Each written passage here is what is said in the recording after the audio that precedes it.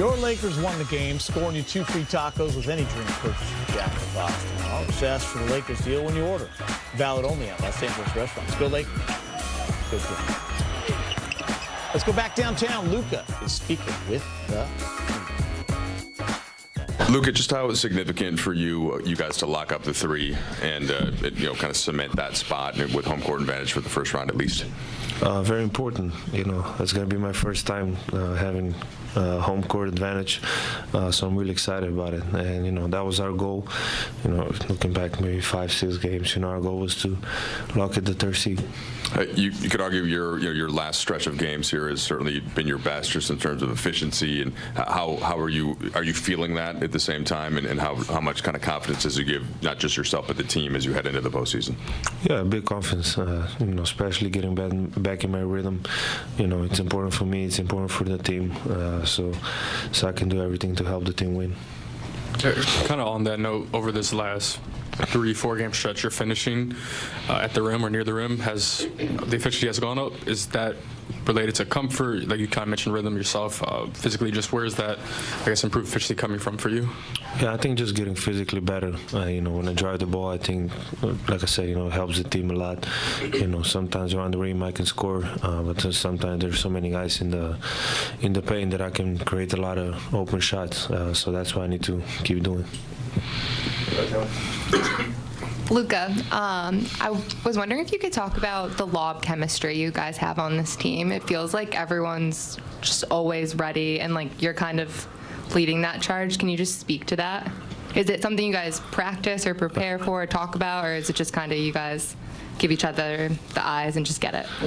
Yeah, for me, I was always kind of, looking for lobs. Not for me to pass it, but we don't work on it. It's just kind of the feeling we have with each other on the court, and like I said, it's getting better.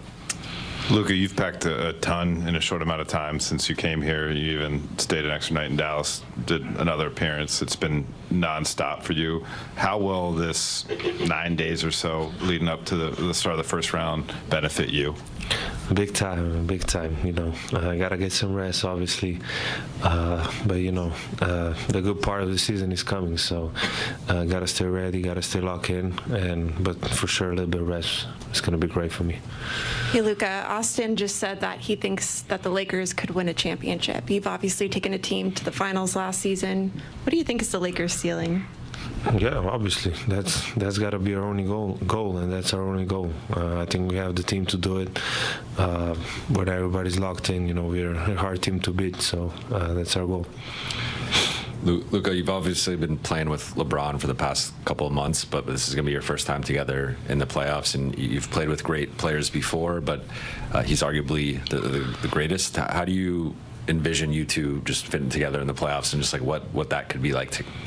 Yeah, like I say, it's going to be hard to stop us. But it's not just me and LeBron. We have a great team around us. Everybody helps us in so many ways.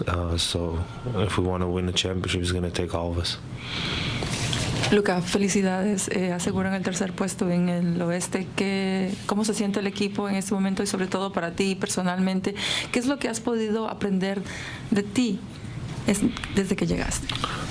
Creo que ha sido muy importante acabar así, sobre todo para tener cancha en casa en los primeros playoffs. No he aprendido nada nuevo cuando juego a mi manera, o sea, cuando juego agresivo ayuda mucho al equipo y eso tengo que hacer.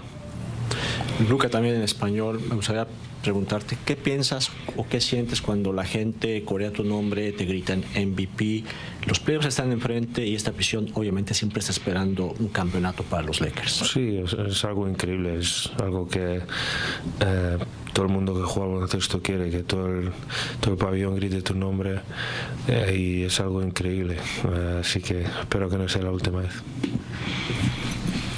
Luka, you've been on quite an emotional roller coaster over the last few months. How have you navigated that? And with this upcoming week off, what kind of reflection do you intend to have before the playoffs start, and to keep kind of a balanced mindset going into the playoffs? Oh yeah, it's been a roller coaster, but my emotions I deal with by playing basketball. It's the thing I love, and going to the playoffs, you know, trying to win every game. That's it.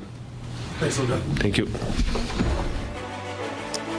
230-point games, 26 and younger in the NBA. Luka's on the list with all-time greats: Wilt, MJ, LeBron, Big O, KD, Cap. Once again, on the list, Bob McAdoo, of course. Dorian Finney-Smith, 8 triples tonight. Lakers pick up their 50th win of the season. We'll be right back. 9 with the playoffs approaching. We just thought we'd show everybody and remind everybody that you were a bad man and you were not playing games with Scola that night after what he tried to do to our boy Luke a little bit. Talk a little smack. Just too much talking, man. Too much talking. But we allowed them to feel like they could talk for a couple games. By the way, that cost you a game. It did. It cost me the rest of that game and the next game. And I mean, I just ran through his chest as hard as I could. There was no punch thrown. His face actually hit my head.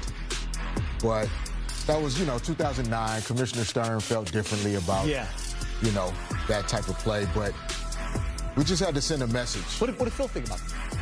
I don't know. If he really, he probably was upset that it cost me the next game. But he understood it. Yeah, we had to send a message, man. Straight out the 80s there. I love that, man. I knew you were going to like that. I love that, bro. I wouldn't have been nothing back then, but, just you guys cut that out. Yeah. Maybe a foul. That's all. They weren't even, barely a foul. You got to, every now and then you have to take one for the team. Yeah. Byron was our guy. Yeah. We needed Byron with, light him up. Light him up. As Fish said, didn't throw a punch. No. Just went through his chest. Shaq had a great quote the other night about duck and smoke, saying, basically like avoiding matchups or wanting matchups and how people jockey for position. So it got us thinking about the Lakers. Is there a matchup? They're all going to be tough, but is there a matchup you prefer or maybe even one that you said, I'd rather not play them till round 2, or I'd rather see those two match up? So, like for me, I'd love to see the Clippers and Warriors play each other round 1. I'd be okay with that. I don't know. What do you guys think, Fish? Yeah, it's a great question. Or you just say, let's go. Yeah, I mean, in terms of my experiences, it's just like, let's go. It doesn't matter who. But on this lineup 1 through 8, to me the Grizzlies would be the only team I feel like the Lakers have. It's almost like mind control, Debo. They really, they would find a way in a 7-game series to definitely beat the Grizzlies. Yeah. I think the Grizzlies are smaller in the backcourt. They just don't match up great against this Lakers team. But the rest of those teams in a 7-game series, man, it could turn on one play. And all of those teams are capable. So it's funny. I was thinking about Denver, and I'm like, man, playing Jokic and Murray in the first round. But then a part of me was like, but it's time. Yeah. To beat them. You know what I mean? So it's like,